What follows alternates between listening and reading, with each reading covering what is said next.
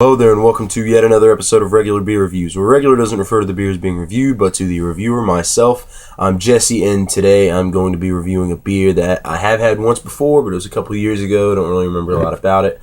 This is the Old Barrel Trolley's Amber Ale with honey added.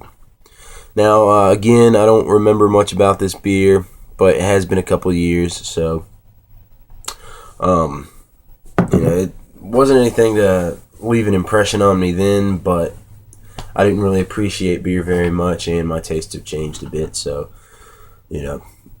not really sure what to expect today, because I can't remember a lot about it. But let's go ahead and get into the numbers on this beer. Beer Advocate gives it a 76, which is just okay, and that's with 50 ratings.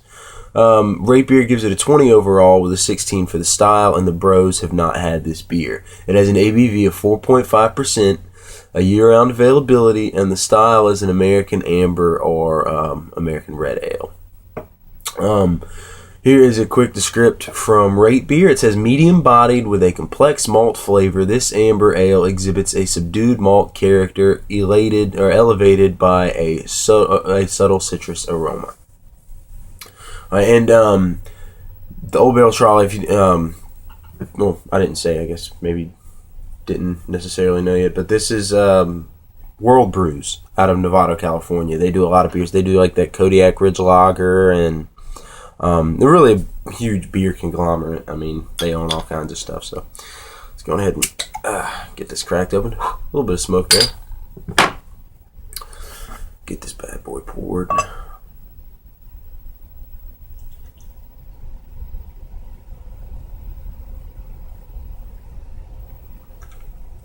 And I should have went a little more aggressive, gotten a nicer head. There's almost no head now, but I feel like that's just due to the pour. So, let's take a look at this. This is a very nice looking amber ale. I'd say light copper, very light copper reddish color, deep golden. It's very translucent, very clear. A lot of carbonation streaming up. It's just a beautiful color for an amber ale. It had maybe a quarter finger of a head, which is dissipated now. It's just a bit of a frothy ring. But again, I think if I would have given it a more aggressive pour, I would have gotten a much nicer head. So that's my fault there. It looks really nice though. So let's go ahead and jump into this.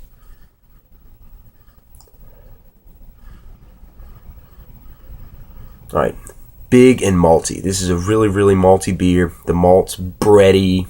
Kind of biscuity, smelling a little bit of those lightly toasted malts, like a little bit of caramel, maybe a hint of toffee. It smells sweet, and I could definitely contribute that. I'd say that sweetness could be contributed to the honey, but the malts are really, really sweet too. But I'm definitely smelling a little extra sweetness. Doesn't smell overly sweet, but it smells nice. I'm not really picking up a hop presence, but this just smells like malt all the way. Yeah, it smells all right. So let's go ahead and jump into this.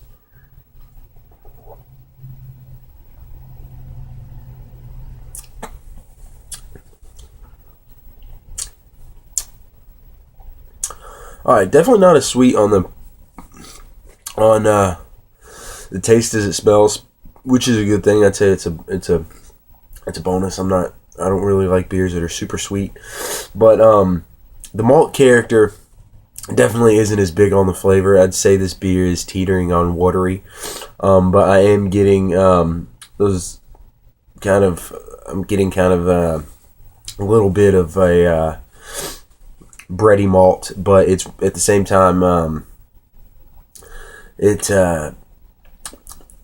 watery. If there's any hop presence there at all, it's just kind of a grassy hop at the back. I mean, it's not really standing out to me at all. There's no bitterness whatsoever. It is, again, slightly sweet, not as much so as on the nose, but it I'd say I could taste the honey. I mean, if I didn't know it was honey, I wouldn't be able to guess what it was. But knowing that they say honey is added, I'd guess that I'd say that I can taste that. But I think that's really relative.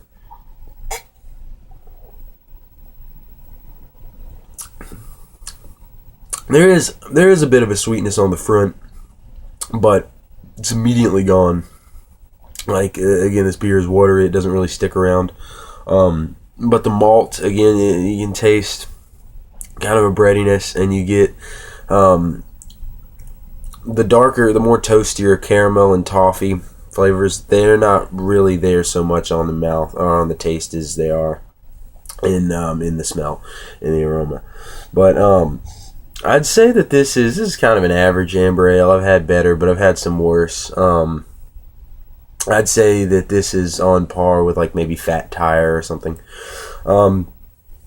Excuse me. This is it's not horrible. It's not horrible by any means.